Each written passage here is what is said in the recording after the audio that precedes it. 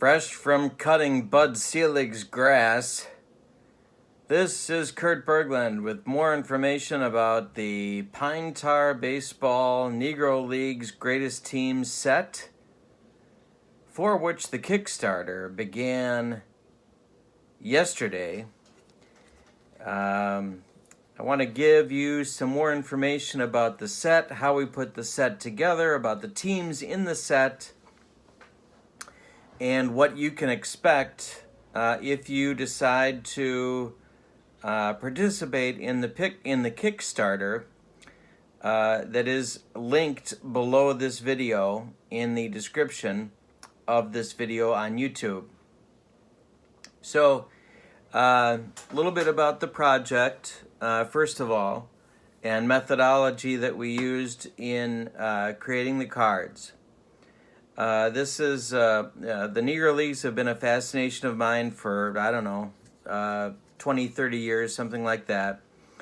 And I've accumulated quite a library of books on the Negro Leagues, and I've tried to understand what the men who played on the teams had to endure to play the game that they loved and make at least sort of a living by doing it in the America of those decades. I don't pretend to be an expert on it. I've done a lot of reading about it. I've talked to some former Negro Leaguers and to understand what their experience was like, but I don't think you can really unless you lived it. And so I'm just trying to get close. And the set of cards that we are offering is an attempt to honor all of the Negro Leaguers that ever played and what they went through.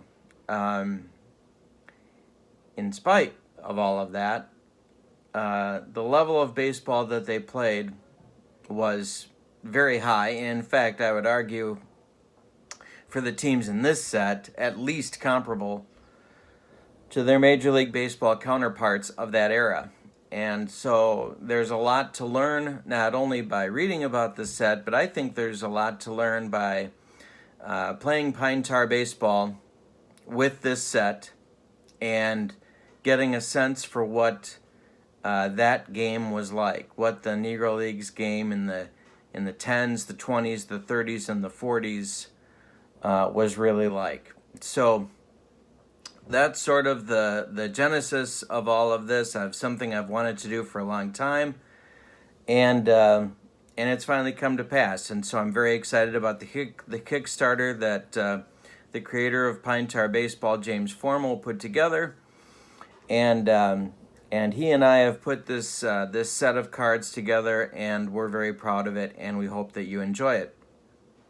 So this video is intended to give you more information about that. I want to address some of the questions that I've already gotten about the set and what you can expect when you get the set and what kind of there is out there for you. So first, let's talk about source material.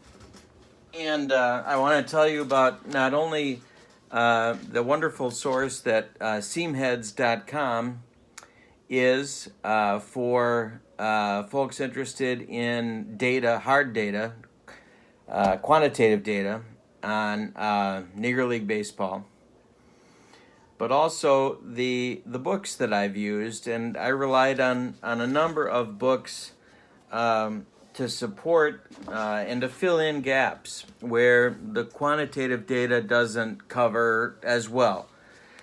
But I will say that there is a perception out there that there isn't good data on the Negro Leagues, and well, we can't really know, and just sort of throw our hands up about the quality of ball that these guys were playing and whether or not they should be understood as greats.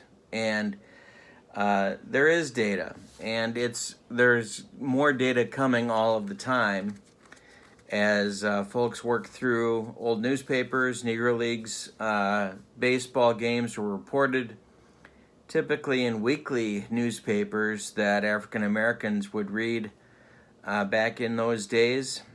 There are box scores. They're available. They're being found and they're being worked through. And so while the data might not be as complete as we would want, to say that there isn't data or to just say, oh, we don't know, is a little unfair.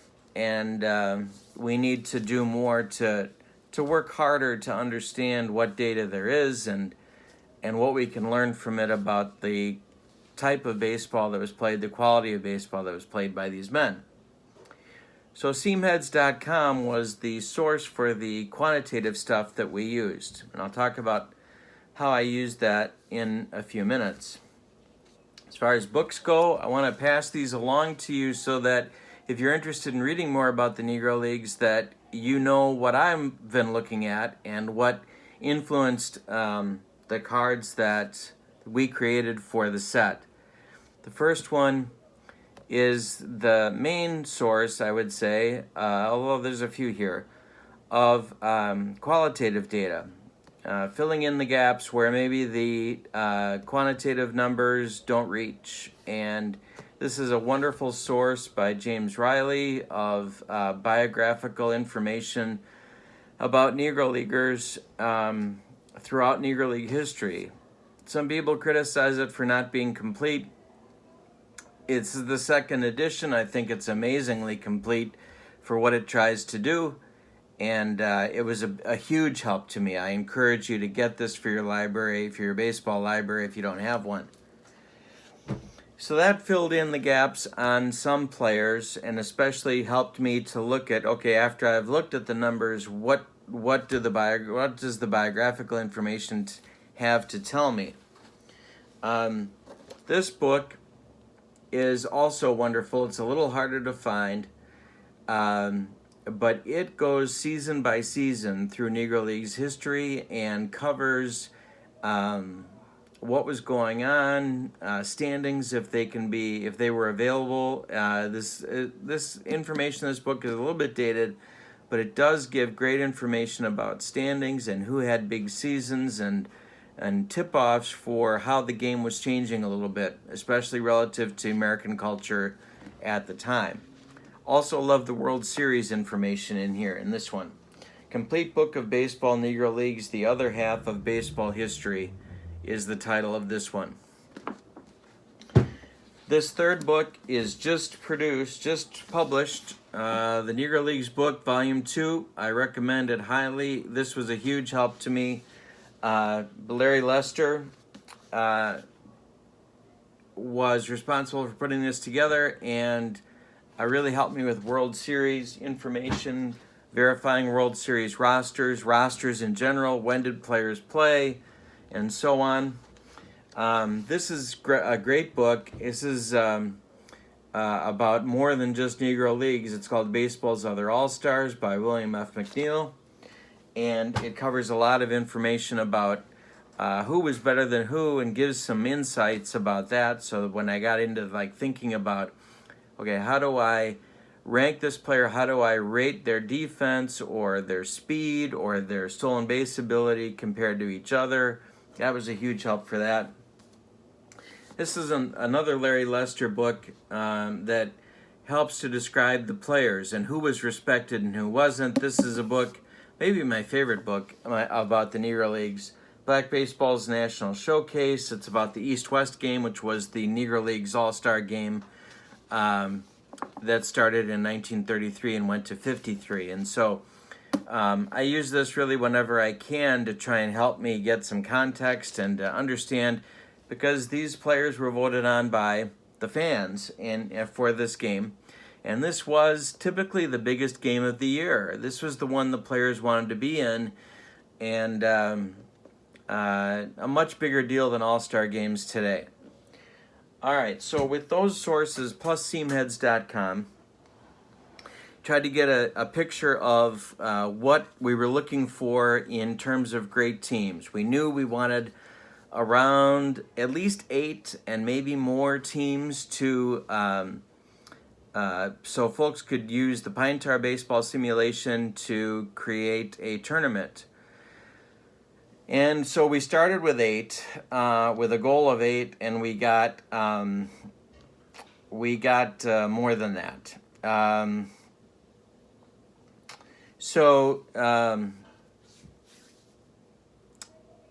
If you decide to go ahead and get the cards, either the PDF version that you can get or the cards themselves as part of the Kickstarter, you're going to notice that the teams that are included in the set all have some characteristics that they share, but they are different in some ways too. The years that the teams span go from 1910. The very first team in the set is a 1910 Chicago American Chicago team. I believe they were called the Chicago Lelands, but they were the first version of the Chicago American Giants.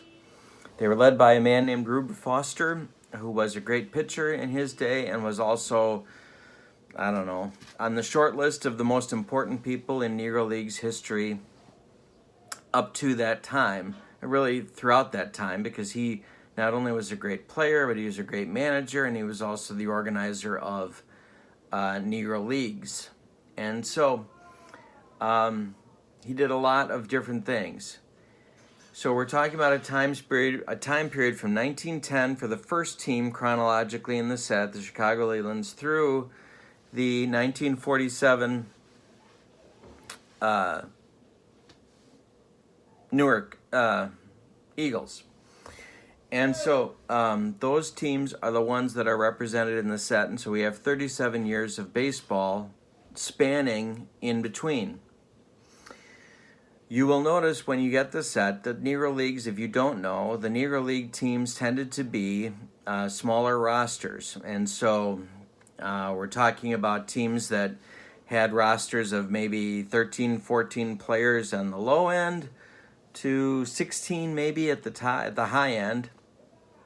And these teams would, if there were leagues for them to play in, they would play league games typically on the weekends, and then they would travel during the week and play exhibition games or pickup games or whatever they could do to make money during the week. And so we aren't talking about 162 game seasons. We're talking about seasons that, in terms of league games, that were much shorter. And if you look at seam heads, that'll be reflected in the data that you look at. There will often be splits between what a player did in their league performance for that season and what they did in the non-league games. Okay, and so what we did when we put the cards together was we looked at only the league games for statistics for that team. I also was looking for data from teams that played in at least 30 league games, preferably more, and typically we got a lot more. 40, 50, 60, even as high as 90 games were played by some of these teams in their leagues. And of course, if you add in the other games, you're talking about teams that would play 150, 200 games in a calendar year. And so it's a lot of baseball. But their rosters were smaller, 14, 15, 16, 17 players, because that's all the owner could afford. And so you're talking about, and for the modern baseball fan, of course, we automatically think, oh my gosh, what about the pitching rotation? Well, typically on these teams, you'll have somewhere between 5 and maybe 7 players who pitched. And that means that the rotation, such as it is, would be about 3 people in a given turn. So you might have the number 1 starter pitching a few more games than the other 2, or the combinations of players that would make up the other 2, and then you'd have the rest of the staff sort of rounded out. There are no relief pitchers in these leagues. They are starting pitchers who just didn't start that day. And so if someone got shelled and didn't have it that day on the mound, they would bring in a different starting pitcher to try and make up the innings. So you'll see people on these cards with all of them, with starting and relief typically ratings. And so that's important to look at as well. So we know that the Major League Baseball period from, well, forever until around 1920, when Ray Chapman was killed by a pitched ball, was the dead ball period, and the Negro Leagues had a dead ball period as well. And so the first two teams in the set, the 1910 Lelands and the 1917 Giants, Chicago American Giants, would both be considered dead ball teams. That means that they were typically using one baseball per game, and sometimes the same ball across several games. And so power numbers were depressed, and speed was definitely a priority, and forcing the other team into mistakes, being aggressive, one-run strategies, the hit and run, the bunt, stealing, all those things would be critical to those first two teams. But then something interesting happened when the ball changed, and the leagues started caring more about, weather, and that you could actually see the ball that you were swinging at, and that you weren't sort of taking your life in your hands when you went to bat. The Major League Baseball experience in the 20s and 30s was one that gradually shifted to a power game, and of course Babe Ruth was part of that.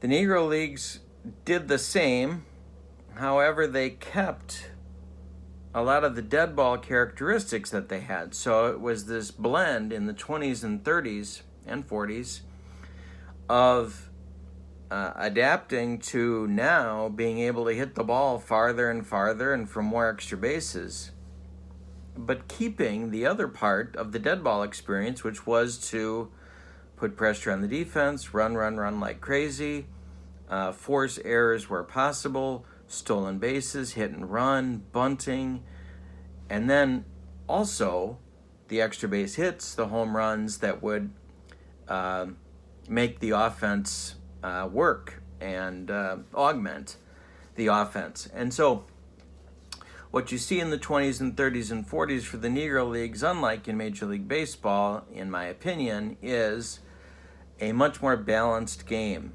You could score a lot of different ways, and you could put pressure on your opponents in a lot of different ways, and the game, I would think, must have been much more exciting. A couple more words about pitching. Definitely complete games were expected of starting pitchers, and so you'll see that in the cards. For sure, the ace or aces of your staff were expected to go the distance in a game, and they were also expected to relieve, as I said before, if they were needed to do so. Some pitchers could handle that kind of workload. Others burned out early, and whatever it might have been couldn't have been detected back then, like torn rotator cuffs and elbow trouble and the like.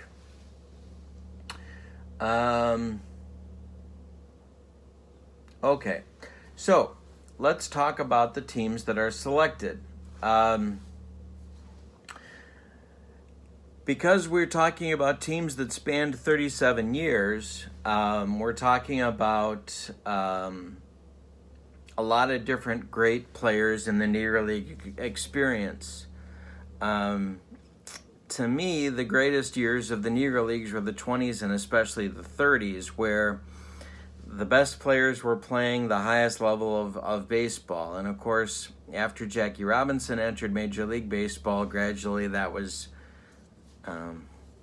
the death blow, although it took a while for Negro League Baseball, because people were realizing that they could break into Major League Baseball too with some luck, maybe a lot of luck. and that became the goal. And so the Negro Leagues eventually, slowly, died out over the, I don't know, roughly 15 years after Jackie Robinson entered the major leagues. But in the 20s and 30s and early 40s, mid 40s, Negro League baseball was incredibly popular and played by incredibly talented men. So we tried to pick teams that spanned this period of time that were known for winning a lot of ball games, for great individual performances, and that's something extra that great teams in every sport have, that extra thing that makes them endure and makes people still talk about them. Negro League historians like to talk about many of the teams that are in the set. The Negro League World Series started in 1924, and most but not all of the teams in the set from the 1924 through 1947 period were World Series winners. Some were not, but most were in their season. Historians look at the number of Hall of Fame players in the Major League Hall of Fame and look at how many were on teams to say, okay, did they win the World Series? Yes or no? And then, okay, how many players do they have that made the Major League Hall of Fame? And then use those two pieces to try and understand whether or not this team has legs historically to be considered among the best. And so very quickly I'm going to run down for you the teams that are in the set. There are 11 of them in the set for the Kickstarter. There is a 12th team, the 1931 Homestead Grays, in fact, here's Phil Dixon's book on that team right here, about the 1931 Grays, that he argues is the best team of all time. Historians seem to think that either the 31 Grays or the 35 Crawfords were the best team of all time in the Negro Leagues, but there's question about that, and some think it might have been a different team other than those two. So we tried to get a group of the best and the brightest teams of all time in the set. So the teams in the set are these: 1910 Chicago Lelands, which have stars like John Henry Lloyd and Pete Hill on it. One of the things that I did with the set is to, now after we created the cards, then I created a PDF document. So if you're not familiar with all of these teams, I tell you a little bit about the team, what they won, whether they won the World Series, if there was a World Series, what historians are particularly impressed with the team, in case you want to read more about what they have to say. I give you the roster of the team, a batting order for the team that I was able to find, a frequently used batting order. And then for each team, I tell you what their strength. So I ask the question, why will they win your league or tournament? Why will this team win your league or tournament? And then I tell you, and basically I'm telling you the strength of that team. And then I ask the question, why won't this team win your league or tournament? And basically telling you what their weakness would be relative to the other great teams of the Negro Leagues. And so I do that, and you get that PDF along with your purchase of the team. So if you do the Kickstarter, you get the PDF that describes the teams that I wrote about as well. So for the 1910 Lelands, you may have heard about John Henry Lloyd and Pete Hill and Frank Wickware. Those would be the three, I guess, big names off this team. The second team, going chronologically through the set, the 1917 Chicago American Giants have a little bit older John Henry Lloyd, a little bit older Pete Hill, and a new pitcher that was not on the 1910 team named Dick Redding, who threw awfully hard. And so we're moving through the dead ball period. The 1917 team, clearly a great one as well. It's another one of Rube Foster's teams. The third team is the 1924 Kansas City Monarchs. The Monarchs, on my shirt, you can see, the Kansas City Monarchs were the winners of the first World Series in Negro League history. And they had stars like Bullet Joe Rogan, who played multiple positions, and Newt Allen, and Hurley McNair, and Dobie Moore. A lot of stars on this team. Great, great team. Maybe the best ever. Another team, maybe the best ever, the 1925 Hilldale Club, also called the Hilldale Daisies. They were the World Series winners in 1925. They beat the Monarchs in 25. They lost to them in 24 in the World Series, but they beat the Monarchs in 25. A lot of big players on this one as well. Nip Winters, the ace pitcher, Biz Mackey, who taught Roy Campanella how to catch, Judy Johnson, Tank Carr, a lot of big names on this one, and this one's also considered by some historians to be the best ever. Next, we have the 1928 St. Louis Stars. St. Louis had a very, very small ballpark that they played in, and so their power numbers are inflated, but so were their ERAs, and so this will be an interesting team to see how it matches up. Some of my favorite players in Negro League's history are on this team, including Willie Wells and Mule Suttles, and also Cool Papa Bell. That's the 1928 St. Louis Stars. The next team is the 1929 Baltimore Black Sox, who I didn't know a lot about before I started this project, but are an amazing team. They are loaded with big names that you will recognize. Layman Yokley was their ace pitcher, and who is one of those pitchers that I mentioned before, sort of blew out his arm from overuse. And it's too bad because he was a keeper. Other stars, Nip Winters, Dick Lundy, the shortstop, Rap Dixon. Big offense on this team, Frank Warfield and Judd Wilson, just a savage hitter. One of the best that you don't know a lot about from the Negro League history books.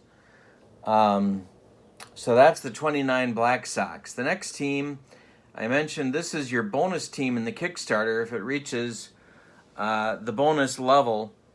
The 1931 Homestead Grays, maybe the best ever.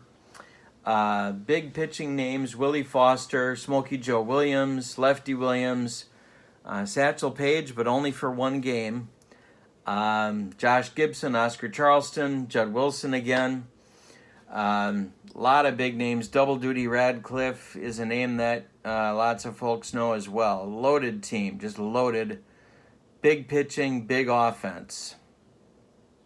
Next, the 1933 Chicago American Giants. A little bit later in the careers of Mule Suttles and Willie Wells, but also a World Series champion in 1933. 1935 Crawfords, I mentioned before, is the next team. 1935 Crawfords might be the best team in Negro League's history. Satchel Paige jumped the team that season to play for the Bismarck Churchills, an integrated team. But this Pittsburgh team was still loaded with big names: Josh Gibson, Oscar Charleston, Pat Patterson, Sam Bankhead, Cool Papa Bell, Jimmy Crutchfield, Judy Johnson. I mean, it's a who's who. Very possible that that's the best team in Negro League's history as well. 42 Monarchs is the next team, 42 Kansas City Monarchs.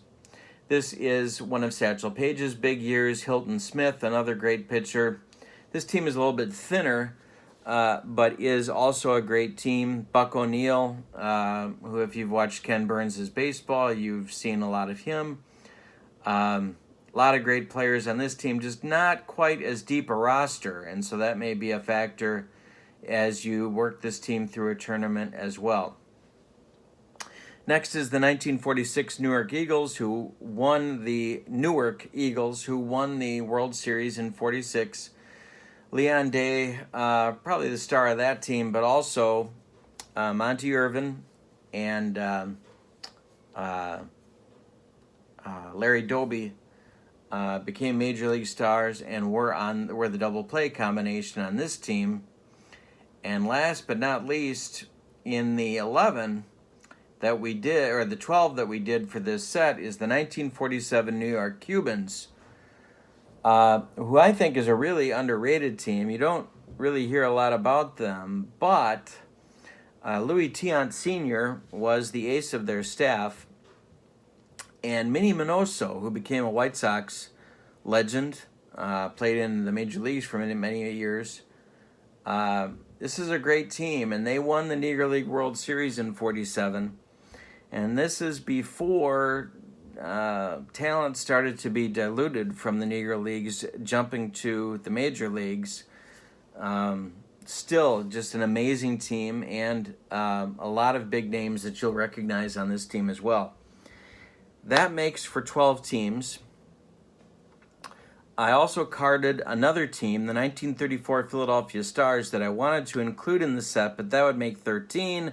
That's an odd number. We weren't sure if we wanted to sort of cause confusion with that, so instead we're offering them for free. So, if you are not a member of the Pine Tar Baseball Facebook page, you can email me at berglundkurt@gmail.com, and I'll put that email below the description, and I will email the team to you for the 1934 Philadelphia Stars. The 1934 Stars had a pitcher, a phenom, named Slim Jones on it, who had he had demons, and he had a very unfortunate demise. However, in 1934, he was just about unhittable. And the Philadelphia Stars in '34 were a team of, I don't want to say the over-the-hill gang, but they were definitely on the other side of their career, and they were making one last run for it. And this is a team built on pitching and defense mostly, but they had some big names who could still hit. Judd Wilson was one of them. Willie Wells was another. And they won the World Series in '34. And again, Slim Jones being maybe the star of the team. If you're a member of our Facebook page for Pine Tar Baseball, please check out that team in the files section, and you can download it for free and start using it now. And you can also certainly build it into the tournaments that you have with these players from this set. Okay, so there are 11 teams in the Kickstarter. There's a 12th team for a bonus team, and that's the 31 Grays, if we reach that level. And the 1934 Philadelphia Stars. And, of course, the 34 Stars, once you have them, they're free. You can send them to anybody you want. Spread the word. I think this set is really going to be exciting and a lot of fun for folks to set up tournaments. Even just the information that's on the cards is going to give you a good appreciation for what the players were like, what their strengths and weaknesses were, and all that good stuff. So I really hope you like the set. If you have questions, please write them in the comments below or comments. I encourage you to check out the Kickstarter. The link is below. We're really trying to make the Negro Leagues accessible and trying to honor the players that were in the Negro Leagues by doing this set and making it available to you. We really hope that you enjoy it, and we're looking forward to hearing from you about how the teams do when you start to use them. Pine Tar Baseball can be found at ttlbaseballgame.com, ttlbaseballgame.com. I'll link that and the Kickstarter below as well for you. Please let me know your questions or comments if you have them. I was very happy to be able to provide this video for you to tell you a little bit more about the set and what went into it. And I guess that's it for now. My name's Kurt Berglund. Thank you for spending some time with me. Please click like and subscribe to my channel for more updates. And check out the Kickstarter today. Thank you so much. So long, everybody.